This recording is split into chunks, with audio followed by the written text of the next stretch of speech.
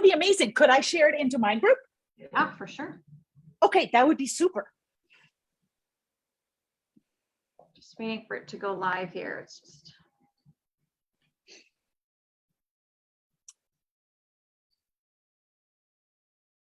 We're on. Awesome. You're so good at this. Like you didn't even break a sweat. I know, the first time I was like, it's always when there's technical glitches at the beginning, then you start to freak out. Totally. Right, so I'm going to record. We're going to let Facebook do its thing and announce that we're here. Okay. So if you're joining us live, pop into the comments and let me know that you're here live. Do its thing and oh, Manon is on. She says, hey ladies, good. So that means you can hear and see us. Good. So if you're jumping on live, hit the comments and say live. If you're catching the replay, just hit replay. I love seeing who's coming into the group, who's tracking, who's on to doing these trainings here. I'm here with Nicole Thorne. She's going to introduce herself in a bit. We'll just give everybody a little bit of time to kind of settle in and let Facebook know that we're here. And hopefully you guys are all having a virtual lunch while we chat. Awesome. Good. So today's topic is, well, what aren't we talking about, right? This is a really important topic. And we're talking about kind of that lower body area and why it's there and what's the missing link. Good. We got Laura on. We got Sandy on. Excellent. Oh, Laura. Good.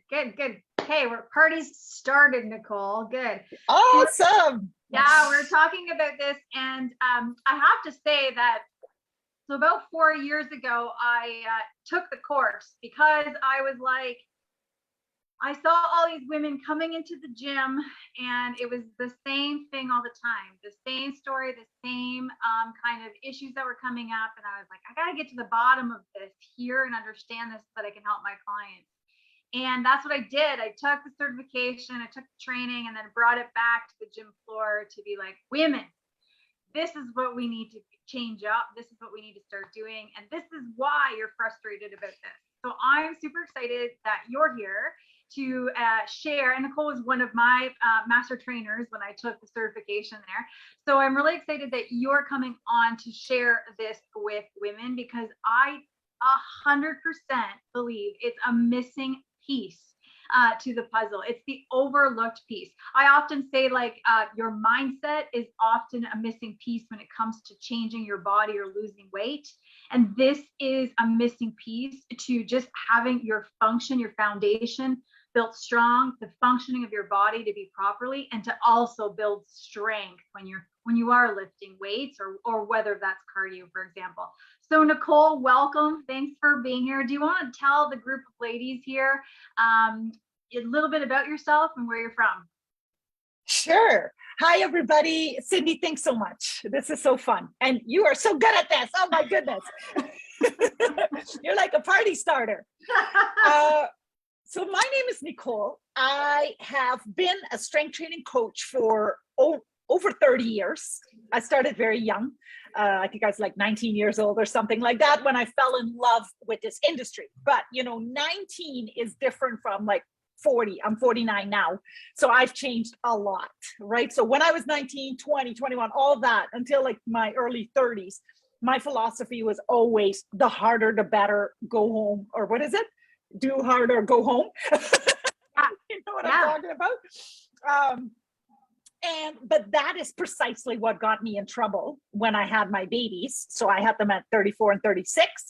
And that's what changed the trajectory of my whole career. So for the last, I don't know, over 10 years, close to 15 years, I've been doing this instead, which, well, not instead, sorry, as part of.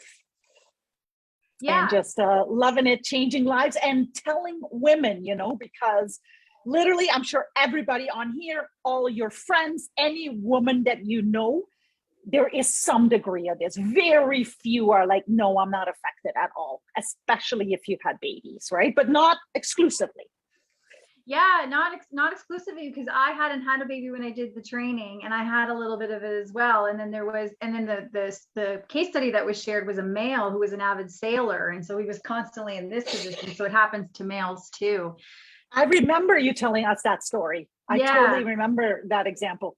Yeah, and you know what? I talk to very young women, power lifters sometimes, or CrossFitters, and they like it happens like way before them even thinking about having children. It's an Yeah. issue.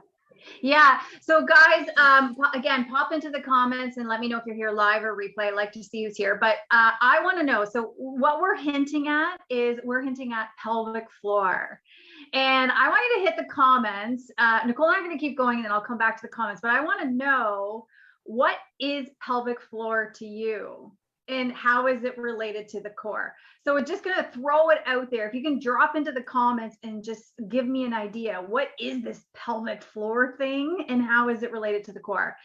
What ideas do you have about that? Just drop them in the comments and Nicole and I are going to dive in and then we'll come back there. So Nicole, just like I hinted at, there is a connection between the pelvic floor and the core. Can you talk a little bit about what that connection is?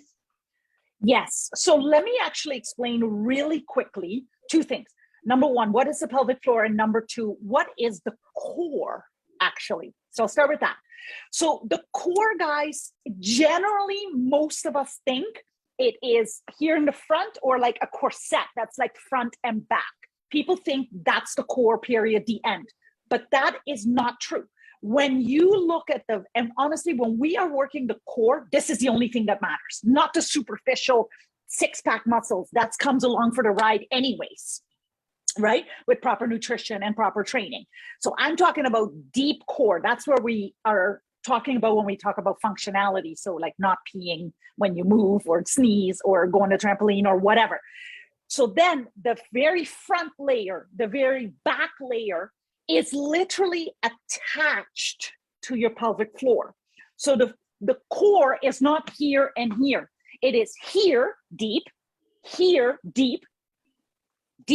bottom, which is your pelvic floor. And then you do have the cap on top, which is the diaphragm. That is the core. For learning purposes and just for like us to be able to think of it, we can think of it as a cylinder, okay? Not technically in real life, it's not a cylinder, but it's easier for us to think about it. So think about it, the core is like a full cylinder that includes this, like front, back, bottom, and top. Now, we don't really talk about the top that much, which is the diaphragm, because honestly, gravity works in the top's favor, but the pelvic floor doesn't. So when we talk about the core, I think the pelvic floor is the core because it is the fundamental bottom main part of the body. So when we address this, not only does it take away leaking or issues like prolapse, hernias, other issues that are related to the pelvic floor, it actually magically solves things for the entire body. It's really, really awesome. So let me just explain. I'll get rid of my organs here. I love that joke. You know what? I'm so lame. I use that joke literally every single time. This is the pelvic floor. And so what's red? So here we have, so this is the bottom, yes? Mm-hmm. Here we have the sits bones. So it goes and attaches there, right? So that's why sits bones actually play a very important role in training. And you'll hear your trainer talking about that if you're sitting down, on a bench or ball or whatever. And as I was saying, it comes all the way up and attaches here at the pubic bone. And the muscle here, it doesn't matter, but it's called transverse. It's that deep stomach area, if you want to say, it's not the stomach, but what we're used to saying, right? The front here, it attaches. And then in the back, same deal, comes around, attaches here, the musculature you can't see, but it would go right here on the spine. So these are best friends. They're meant to work as best friends. They work as a team. And the fact that we're not working them as a team is our problem. Yeah. Okay. So guys, let's just like back up the train a little bit and let's deconstruct that a bit, right? Because one, We often think that more core work, more planks, more sit-ups, more V-ups, more leg raises are the way we're going to strengthen our core, because we feel that, you know, our core is weak, or we don't like that part of our body. But if there's dysfunction in that pelvic floor, none of that is going to fix that, and it can actually make this worse here. Now, can we just talk about, well, like what the worst looks like? What are the signs that someone has some pelvic floor dysfunction? Well, I mean, the worst is going to be kind of individual, but I think the worst is if you can't leave your house because you can't control it at all, and you can pee at any moment. As a grown woman, I think that's pretty bad, because that was one of my things. I didn't want to smell like pee. I was panicked to smell like pee, right? So I think that's one of the worst. But prolapse, which is also something that happens. So it's like your organs, it could be any of the organs down there, start descending down. And this has different grades as well.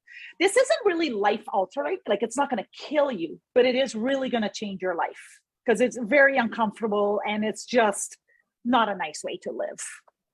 Yeah, and so some of the ones that are common for me, what I see is, you know, again, peeing to some level or degree when you sneeze, cough, jump. Also, I see, like, if you identify as having bad posture as well, and always having back pain or tight hip flexors, those can all be contributed from the pelvic floor. Any I missed there? No, that's really good. But the posture is something I want to talk about some more also, because that is the main thing here. Yeah.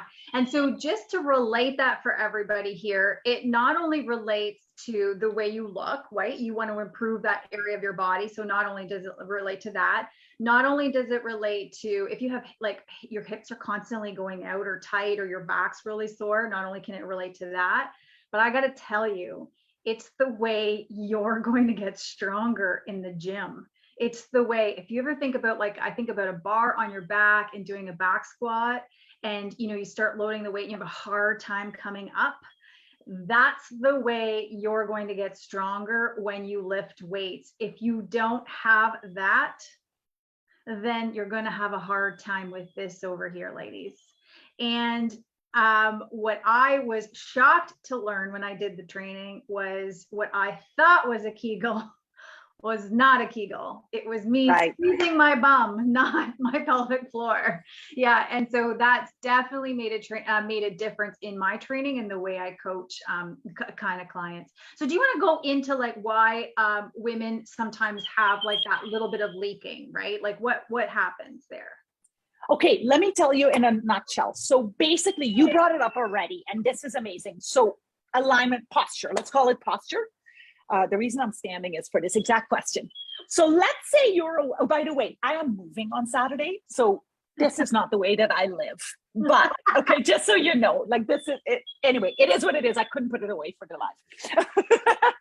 So if you are, let's say, and I'm going to do this very exaggeratedly so it's easy to see, okay?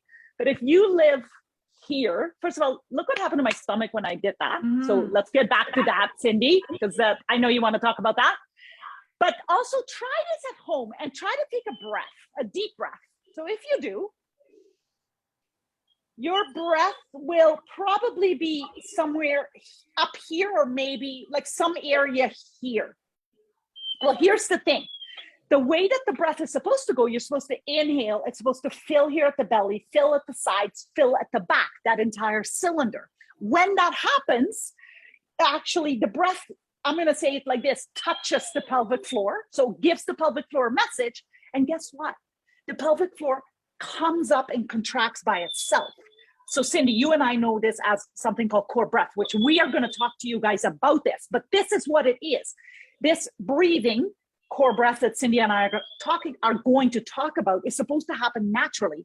When you are aligned, this will happen naturally. So you inhale, breath fills, it goes to the pelvic floor goes, oh, and contracts up like this. And then it releases, contracts up. Oh, there's no. Contracts up and releases, contracts up and releases. Cindy, I'm gonna let you talk a little bit about that. Let me let Otis out. Yeah, no, for sure. So I also see it in the gym with posture that looks like this. So that sway back there, you can see like how that would make your belly protrude if you had, I'm just talking about sway back, not only contribute to lower back, but also how it makes that area kind of protrude there. So you're talking about this, which I often see is women chest breathing, especially when the exercises get harder, they chest breathe. So they're no longer reaching into their pelvic floor. That's untapped strength here.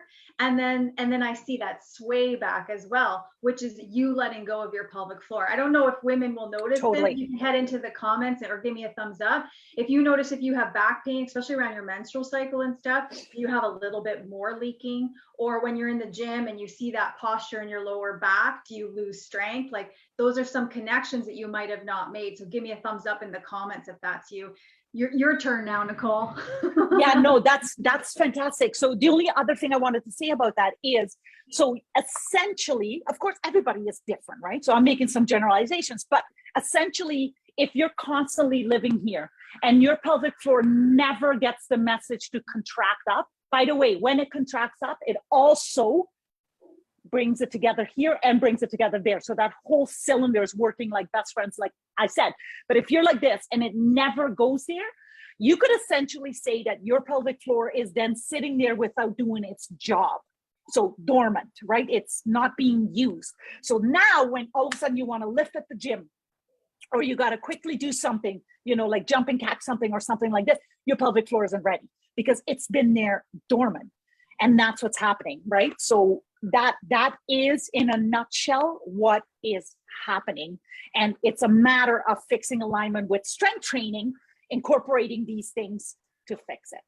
Yeah, and I just want to also point out one thing. So head to the comments and tell me if before you go and work out, do you go and empty your bladder? Before you go out shopping, do you go and empty your bladder? Are you the kind of person that says, I better go before? Because give me a thumbs up if that's you in the comments. And Nicole, do you want to touch on that? Because you talked about the dormant floor. If you are that person, I know exactly why you're doing it. And it's understandable. You're like, I know I have this peeing issue. Let me empty out my bladder so that hopefully I won't pee. But unfortunately, the body is way smarter than you. and it doesn't work like that. And you've probably noticed because you might run to the bathroom right before you start your boot camp or whatever. You think you're emptying your bladder and all of a sudden you still leak. Because first of all, the bladder never empties out completely, and that isn't the way to fix it. And that also confuses the body because the body is like, oh, do I give her a signal that I have to pee, or like she's just going to go anywhere to try or whatever? Like that isn't the proper thing.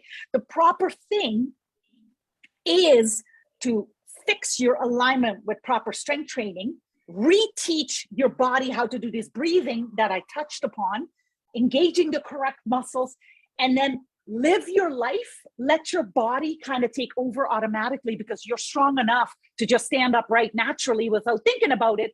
And then things just happen for you. Your pelvic floor is doing its job. It's not like that kind of thing. It's like a smooth, oh, hello. Yes, I'm here. You let me do my job. Well, guess what? Now I'm going to help you and hold your pee.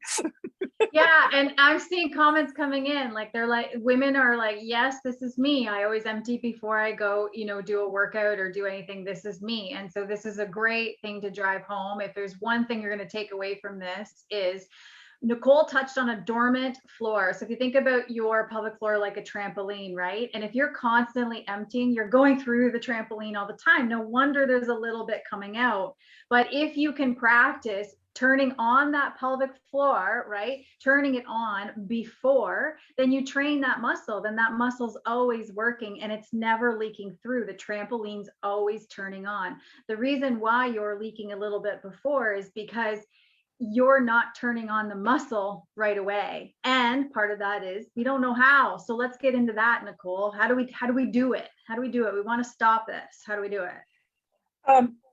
Can we come back to that 1 second? I just wanted to add one more thing, but don't let me forget because what you said is important. But I just want to say this thing about going to the bathroom just in case, like it's very common. Like in any gym you go, you'll see the lineup. It's very normal and everybody jokes about it.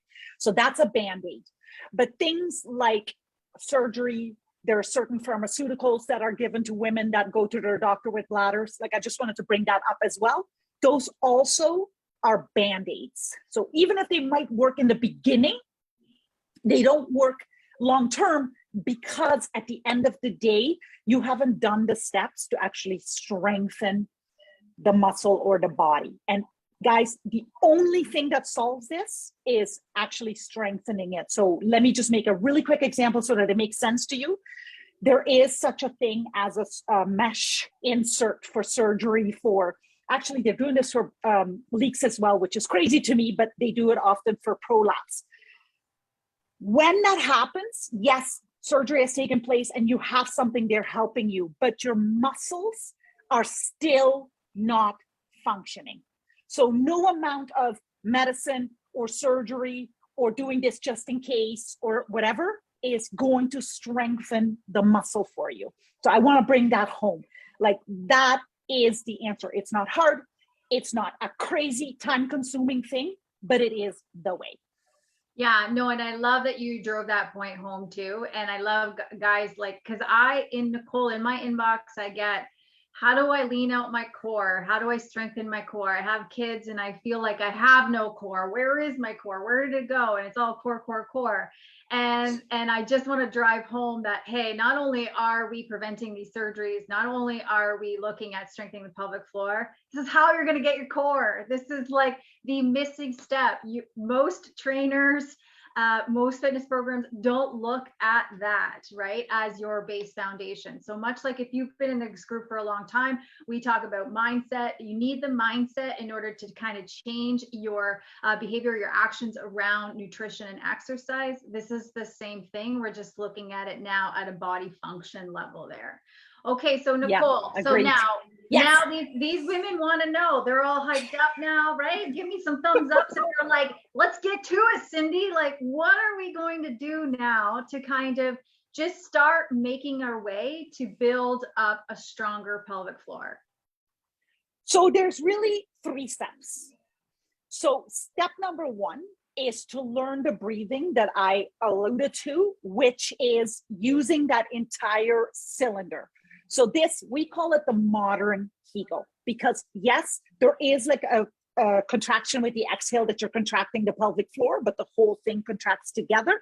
But there's also the relax. And that's a very, very important portion, especially for stressed out people, which is everybody. So that's step number 1. And I'm always so tempted to say it's the most important step, but it really isn't, because they're all like equally important. But that is our first step. We want to reteach the body how to do this. By the way, you were meant to do this. You were meant to innately do this. Your baby, like every human being, was meant to innately do it, except we're missing step 2. And step 2 is alignment. So I alluded to this already. If you don't have that naturally, not forced, because no one's going to spend all day fixing and holding. That's totally impossible and ridiculous. So it's not a thing, but we do need to learn about it and then have that in place so that this core breath can happen automatically. So this is what I mean by they're equally important, because guess what? If you can do the core breath all day long, every day for the next 50 years, if you don't have alignment, your body can't do it anyways, right? At least not when you're moving around, which is when it's important. And then step 3 is to make it all natural. And the only way to do that is strength training.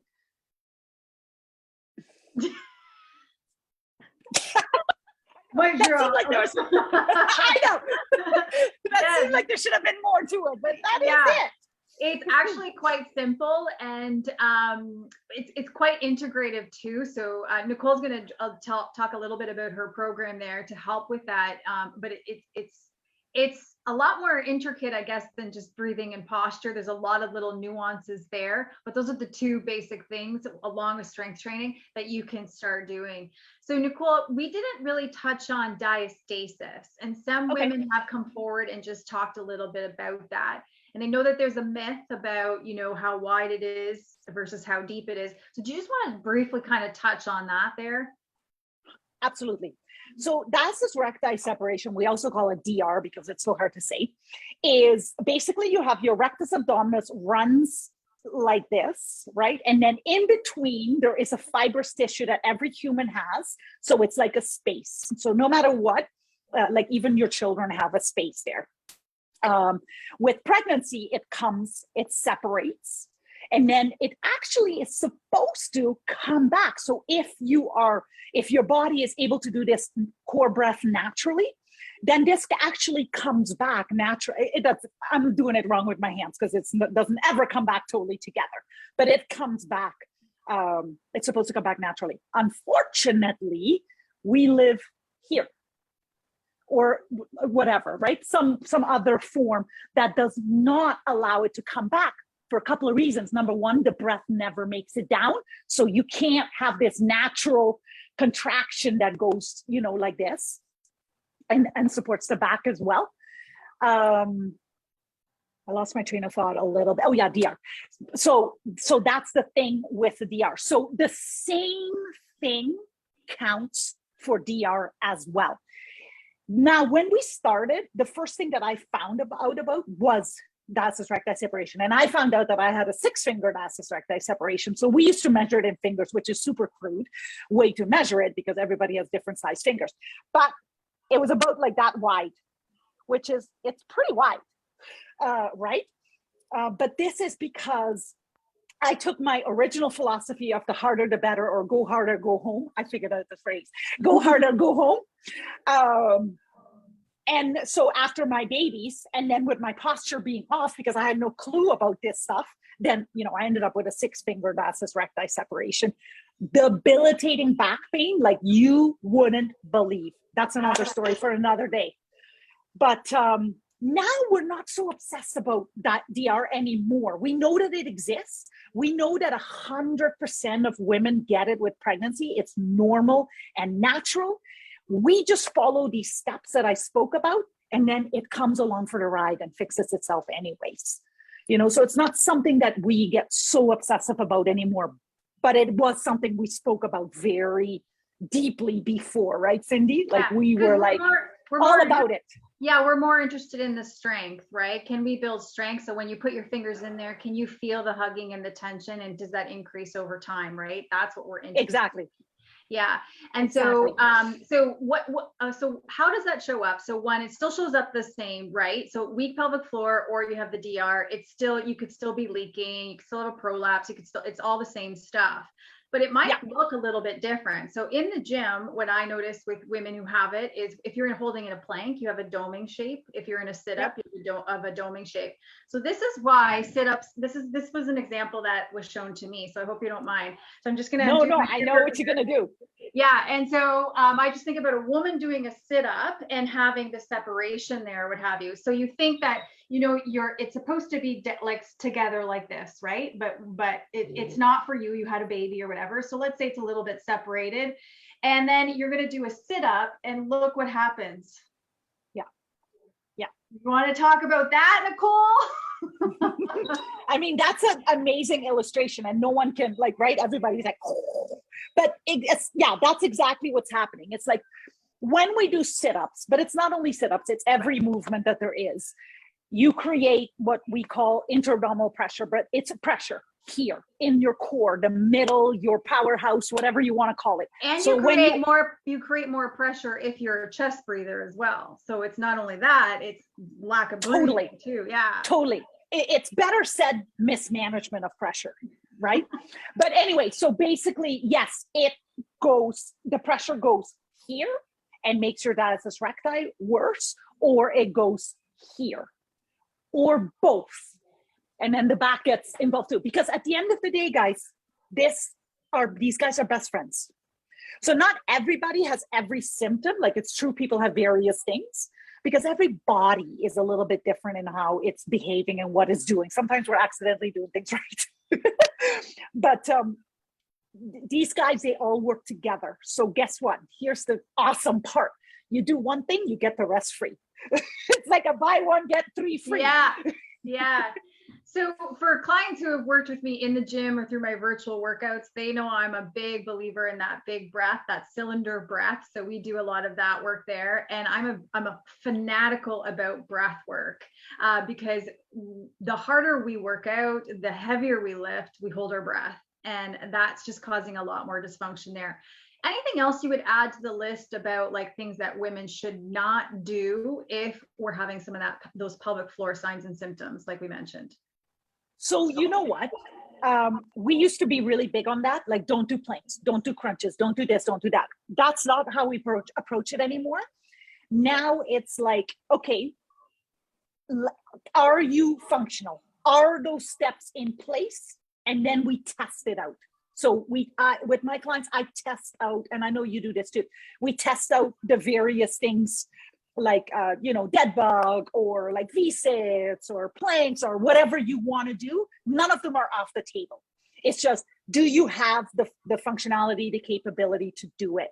And that's it. That's it. So we don't say no more. What we do say is maybe take a break or a regression and strengthen as you put these other pieces in place so that you can do what you want to do. Yeah, I love it. I love that. I love that because it's so simple, right? And it's full permission to scale back in order to build up. And sometimes we have a hard time doing that. We have a hard time, but you know what people have to remember? The harder the better, or go hard or go home, actually doesn't help us. Like, it really doesn't. It doesn't give us the shredded results that we're looking for. Like, it doesn't, guys. That's a myth. A proper program that you can do properly, that keeps you injury free, leak free. That's what makes you shredded and get you any goals that you want. Should that be your goal? Yeah. And we're all 40 plus in the group. So it's about the long haul game, right? And like, I think when I was in my 20s, it was about like, how jacked can I get? And now I'm like smarter about it. You're 40 now and you're just like, okay, I'm here for the long haul now. So how do I keep myself safe doing all this? And how do I avoid kind of that burnout, right? Totally. I mean, the older I get too, so I'm like, I don't know, my birthday's in May, so 6 months away from 50, which is like, I didn't think that was a thing, but apparently it is. Functionality is, I do want to look good also. Like, it's part of our job too. It's important to me. It doesn't have to be important to everyone, but it is an important thing to me. But functionality, not peeing my pants, not having back, not having, like, being pain-free every single day, just waking up and going about my life. That's main priority. I do want to touch, right? Yeah. Thumbs up. You're getting thumbs up, Nicole. Yeah. Oh, yay. Yeah. I do want to touch on one thing, because a lot of women, and Cindy, you brought this up to me when we talked on Instagram or message. A lot of women talk about like they're lean in the rest of their body. And it's like, this happens sometimes. So maybe this is happening to you, except their stomach. So we know, and I'm sure you've heard of this, that spot reducing is not a thing. So how could it be that your body is lean everywhere except for your stomach? Well, I'm about to save your life right here. If you do not have these things in place, your stomach will stay like that. And it has nothing to do with your leanness. So, and I'm going to show it to you on me. So here I am, I'm okay. I've, whatever. Watch this. Now, if I live here, this laxity will just stay like that. But it doesn't change my biceps, right? But as soon as I get myself back, like now I'm here. So that tummy thing is a posture thing, especially if it's not showing up elsewhere in your body, right? Yeah, we've only touched on that one from a digestion perspective. So if we're not getting digestive issues, then you can see a lot more in that area, not anywhere else. But that is exactly it. And your demonstration there, like showed it exactly, right? And it's just like we're not using that muscle. They're so laxed there as well. And then we wonder why we get tight hips and a sore back as well. Well, that's it, guys. That's it. Like, yeah, pain goes away. Like I said in the very beginning, addressing these things, they're not a lot of work.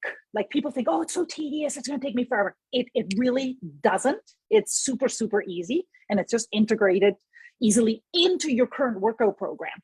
Yeah. And it makes all the difference for so many things, not only leaking, even shoulder pain, hip pain, knee pain, ankle pain. Like it's crazy what a proper alignment and a functioning powerhouse will do for you. Yeah, it's all breath work there. And I would rather have a client who says, sorry, Cindy, I'm not going to lift heavy today, or sorry, Cindy, I'm not going to go hard today because I'm going to slow it down and really focus on my breath here, because these are kind of where I'm at with everything now. Yeah. Okay, so where do we want to leave everybody here who's on this? So they're going to be working on, actually, I want to backtrack though, because we didn't talk about Kegels. Is there anything that you want to share with the audience about Kegels? Because they know that some people will be watching this and being like, I do my Kegels daily, I'm good. Yeah, well, unfortunately, Kegels usually, guys, it's never always, right? Because bodies are always different, but very often Kegels will make things worse. The reason is because a traditional Kegel is lift and hold, lift and hold, lift and hold, lift and hold. So it's like contract, contract, contract, squeeze, squeeze, squeeze, squeeze. So guess what? This muscle, if it's stressed out, if it's already tight, which happens frequently, it's actually weaker now, right? It's like working your bicep like this, lift and hold. Like this bicep will never get stronger. It will actually get weaker because the muscle is like this. And muscles are not supposed to work like that. Muscles are supposed to work like this. Mm. Like if you remember from your science class, that's how muscles work. And so the core breath that we're talking about is this. Relax and then contract. Relax and then contract. And that's how you strengthen or fix a muscle. Yeah, love it. Good. All right, Nicole. Where can they find you? Where can they get help? Where should they go? Let's talk about all that good stuff. Okay, guys. So listen, you guys have Cindy here, who is an incredible strength training coach and has all this knowledge as well. So this is amazing. It's always nice when I work with somebody like this, because then I can just do this. I have a DIY program that I sell. It's easy peasy. You just go onto my website, which I'll give it to you, and it's all there for you. Lots of information. And what it does is it's step by step, literally. And you guys see how simple I am. That's because English is my fourth language. So it's explained very simply, so people get it 100% of the time. So it will go over the breathing with you and explain core again. That's the longest video. It's about 15 minutes. Then it explains posture, exactly what that means and how to fix it. Like I said, people get it and explain it, and there's pictures involved, this and that. Then it explains engagement. It's all in a way that you can get it and apply it immediately. Application, there's no point in seeing something and then you can't apply it. Then it explains to you, how do you integrate that with squats, deadlifts, push-ups? So the main movements, so that you can go back to your classes, to your yoga, to your strength training coach, whatever you want, and you personally apply it in with your strength training, which is step 3, which I think is the most important part. Yeah. So I love that what you said it is like, it's no sense in just taking the information and not applying it, because it's exactly what this group is about. Is every week we do trainings and women come back and they're supposed to practice the habit until they come up and pick a next one up. So if you're not picking up Nicole's, you still have strategies in place, but Nicole is going to drop her website link in the comments underneath this post in the live. So then it's there. You can also follow her on Instagram, and I've shared that link as well too. So she's got some great content content there. Any other words of wisdom or advice you want to leave with our guests? And again, if you have any questions before we go, drop them into the comments. But anything you want to kind of say before we go, Nicole? The one thing I want to say is, guys, leaking is not okay for a grown woman. It's not okay to smell like pee. And it is 1000% solvable, especially if you're a woman that's here, that's already investing in their health. It's an easy peasy little extra thing to integrate, and we've got that problem licked. Not to be like a fear monger, like unfortunately I don't know how else to communicate this, but this doesn't really just solve itself, right? It's like knee pain. Like if you have knee pain, the knee pain isn't going to go away if you continuously run on it and hope that it fixes itself. Same with the pelvic floor. You have to integrate these things, fix the body, let it do it automatically, and then away you go. The world's your oyster. Yeah, I love that. I love that. Thanks for that kind of ending there, Nicole. I want to thank you for jumping in this group of women. Give me some thumbs up in the comments if you have at least one thing that you're going to take away and implement from today. Actually, better yet, drop it into the comments. Let me know what's your one takeaway, whether you're joining live or replay. What's your one takeaway that you're going to practice as a result of today's training? Kathleen says, oh my gosh, Nicole, love your energy and the simple explanation. Look forward to no more leaks. DIY, here I come. Thanks, ladies. Yay! Good. Okay, so Nicole, yeah. Was there any question that you think is hot to answer? No questions. I'm getting thumbs up. I'm getting an oh my God, yes. Yeah, so that's what we want. Yeah, Alyssa says she's gonna learn to breathe properly again. Yes. I just as a side caveat before we go, it's like I think that when I was younger, I trained myself to breathe in properly through my chest because I thought if I breathed into my stomach would be bigger. Yeah. Right. And so what I wanted was to look smaller. And so that's been a retraining process for me to get out of that belief, that story that I created. I don't even know where it came from, and then retrain my breathing there. Have you heard other women say that too? Yeah, I mean, there's so many things, right? And it's actually the exact opposite, because when you exhale, the stomach actually comes together. So it does contract. But yes, Cindy, I mean, the myths and the craziness is the reason that we are here, right? Yeah. Like we got to this point. Yeah, good. And yeah, I see tons of women saying that they're going to work on their breathing. Great. So thanks, Nicole, for joining us here in the group. And again, she'll drop the link into the comments, and so that you guys can work on all this great stuff this week. Thanks, Nicole. That's awesome. Thank you.